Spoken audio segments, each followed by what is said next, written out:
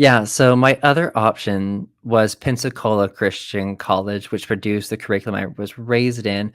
The other option was Hiles Anderson, which this is the college my parents graduated from. And Hiles Anderson is attached to the largest IFB church in America called First Baptist of Hammond.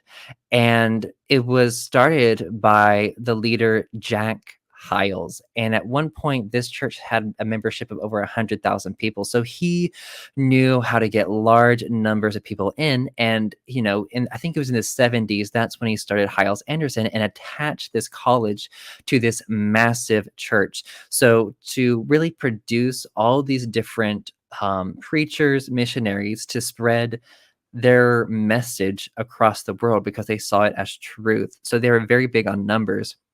So yeah, so Hiles Anderson, Pensacola Christian College. There's Crown College. There was West Coast College. Those are kind of the main ones. And I didn't hear about Bob Jones University until I started researching. And so for me, at 17 years old, I knew I really wanted to get out of fundamentalism. Now, at that point, I had still at that time considered myself a Christian, but I was like, oh, I just need to leave this background. This is harmful. I can go find a truth somewhere else or something Go like that. explain that for a second. I'm Yeah. dying to know how someone raised in this homeschooling, very fundamentalist environment figures out that there is a world out there Mm, that that's more expansive. But like, yeah, how do you pierce that bubble in any way to the mm, point where okay, I don't know if yeah. this is for me, but also I'm not ready to leave because I'm not Ooh. about to make a break for it. I'm still gonna go to one of these colleges. Hmm. Yeah. So that is something that people ask a lot, and it is incredible looking back how quickly I was able to get out of that. But I think what happened was I did not fit into their binary system. So one of the things that really woke me up was my sexuality. My sexuality didn't match what they taught. I didn't it took me a long time to realize that I was gay, but like I didn't have the language for that. But all I knew was I don't fit into the sexuality that they're talking about. I just didn't fit. And another thing was my struggle with mental health. I struggled a lot with depression and anxiety throughout all of my childhood and really especially teen years. And they were supposed to have the answer. They had the answer for everything. And the thing is, when their formula doesn't work for you, you are blamed and you're ashamed. You are spiritually inferior. You're not trusting enough. You're not believing enough. You're not confessing a sin. You're not close enough to Jesus. It's never the system. It's never the teachings. It's never the leaders. It's always on you. So it's very, very narcissistic. And, when I'm following this formula, doing it over and over again, and nothing is happening, God isn't answering my prayers, or it's really looking back, it's just like this kind of prosperity gospel kind of, not with the money, but like with, oh, just read this Bible verse, just do this, and this magical thing will happen. Like we have the answer, just do this. But looking back, it's just very magical type thinking and really ignores the gray and complexities of life. So I was doing all the things and I felt so much shame about it. I was like, what's wrong with me? At least outwardly, I thought, oh, well, this seems to be working for everyone else. I couldn't see their thoughts, but like that's what I was thinking at that time. So it's like, I'm the problem. Something's wrong with me. I have to fix this. But as I continue getting older, you do the same thing over and over again and it's not working. You have to do something different.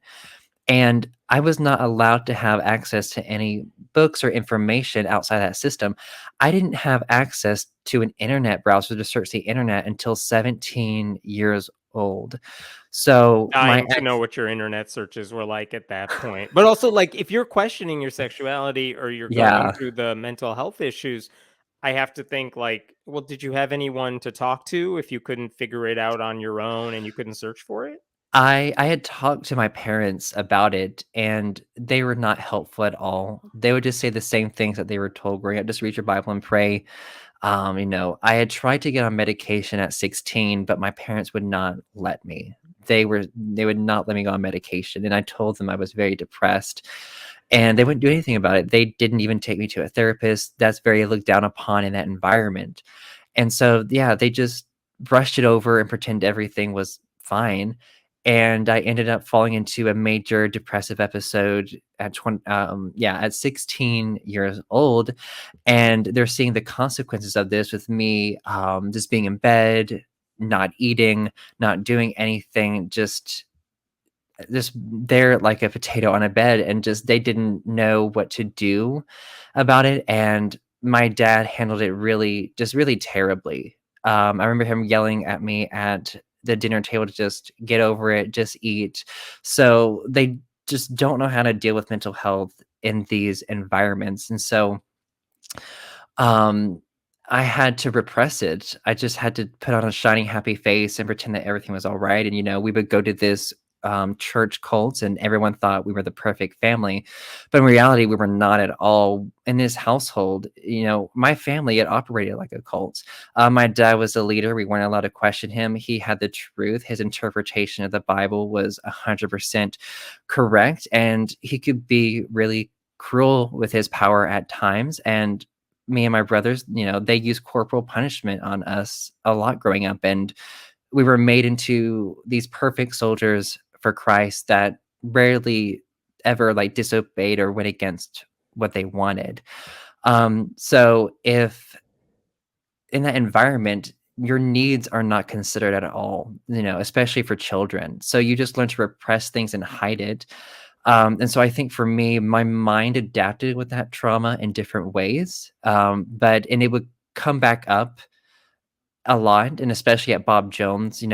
I've already experienced 4 depressive episodes throughout my life at 23, from the ages of 16 to now, dealing with that trauma and my past. But yeah, you read the Bible and pray, so there's no solution for it. And it was at 17 when I started getting that access, I just started asking questions about fundamentalism, like, is the Bible actually perfect? Because that's a core thing in the IFB, is that there's no mistakes in the Bible. And then also researching about sexuality, like, I don't fit this. And so I remember reading, I think it was actually watching a video about being gay, and it just hit me so hard. And it was so hard to grapple with, because I was always taught that gay people were an abomination. I heard countless hateful sermons about queer people and how they deserve to die of AIDS. So there was a lot of violent and hateful rhetoric that I was subjected to, and I took on those teachings, and I believed those things as a child. And when all the adults who are supposed to be doing the right thing are taking that on too, and that homophobia then turned into internalized homophobia. So I dealt with that struggle of hiding it in an environment where if I was found out, like, I was afraid for my safety in that environment. I was unsafe in my own family. I was so worried about my own father finding out, and I think deep down he kind of knew. And I think that's why he was really, really harsh and horrible to me at times growing up, because he saw this in me, the signs of this. I don't think he wanted to admit it, and I think he dealt with his own struggles in some areas, and he projected that onto me, and he tried to bully it out of me growing up. So you're in this environment where you are just broken down if you are not made into their image, and you really just suffer in silence. So I suffered in silence most of my childhood. And it wasn't until 17 that I began researching these things and finding contradictory information to what I was taught. And one of the things was, I remember I ordered a book on fundamentalism, and this was 17. I downloaded my Amazon app finally, and I ordered a book. And my dad would always ask what packages we would get. And so I was very secretive that I ordered this, and I was hoping to run outside and get it before he saw it. But he saw me get this package, and he stopped me, and he asked me what was it, and I said it was a book. And then of course he asked what book, and this book, I can't remember the name. I've tried to find it. I haven't found it yet, but it was just about fundamentalism and just the mindset of it, the harmfulness of it to society and to people. And when he saw this, he was just really upset, and he took the book away from me and said I couldn't read it. He said to me, he's like, "Oh, I'm so worried about your faith." And so he took it away. And when he was at work and when my mom wasn't around, I searched for it and I found it. And it was funny when I told this story to a friend, he's like, "Yeah," he's like, "Most teenagers, they'll keep porn under their beds, but I kept this book on fundamentalism under my bed." And I didn't touch it for, like, probably a month because I was so scared of it.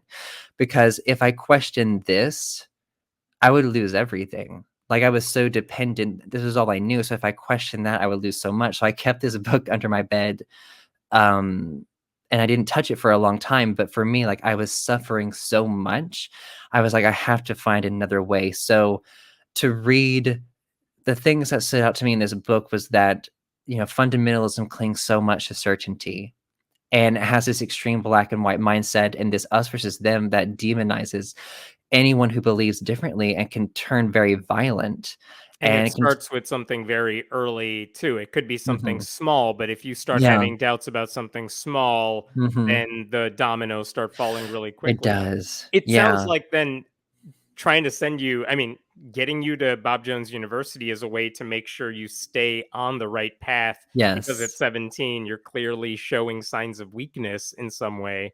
That Yes. actually raises a question that I know you get asked all the time, which is, why do people with doubts go to BJU? Why do people who might question their faith, Yeah. and especially why do people who have an inkling they might be LGBTQ, why on earth would they go to any of these, I mean, Christian colleges, but certainly fundamentalist Christian colleges? Yeah, yeah, that is a good question, and it's something that comes up a lot, and I'm hoping through my interviews and the podcast that people can have compassion and understand. But yeah, so when you're born into these fundamentalist families, it functions like an authoritarian cult in a way. So you cannot question authority. So in fundamentalism, if you question authority, you're questioning God. And so you do what your parents tell you to do. And if you go against that, God's going to punish you, or, Satan's going to attack you in some way. Because these authority figures that are put into your life, you're taught that, oh, they're put to this place by God. They're representatives of God. So I was so scared to go against what my parents wanted, and there was so much pressure to go to a Christian college, and also they would not financially support me if I did not go to a fundamentalist Christian college. So I was really put into a double bind in my situation. So it was either I stay at home in the independent fundamental Baptist cult, or I go to a fundamentalist Christian college. There was no way out. So it was like, for me, fundamentalism or fundamentalism. Those were both terrible, not really much of a choice there. And for me, I was like, I knew I did not want to go to a fundamentalist college, but I knew I needed to get from under the control of my parents. And it's funny because, Bob Jones and these other colleges, they're still so controlling, so much control, but I wouldn't, they're not my Bob Jones, they're not my parents. So to me, it was going to be different. And I needed that try to have some independence, even though that environment would try to not give you that opportunity. But, I was so codependent. I mean, my family was very codependent. We didn't have needs. We didn't know how to like speak up for ourselves, just do what you're told. And so, yeah, so there's no options. There's a lot of pressure from your parents. So you don't want to disappoint your parents. You're scared of going against what your parents want because of the whole authority thing. So a lot of control and coercion that is involved in for people who end up at these colleges. And I just want to say, not everyone who attends these colleges has this, but from what I've seen, I don't think these schools would exist without parents forcing their children to go to these places. I don't think Bob Jones would exist if there weren't parents who forced their children into the fundamentalist Christian college world.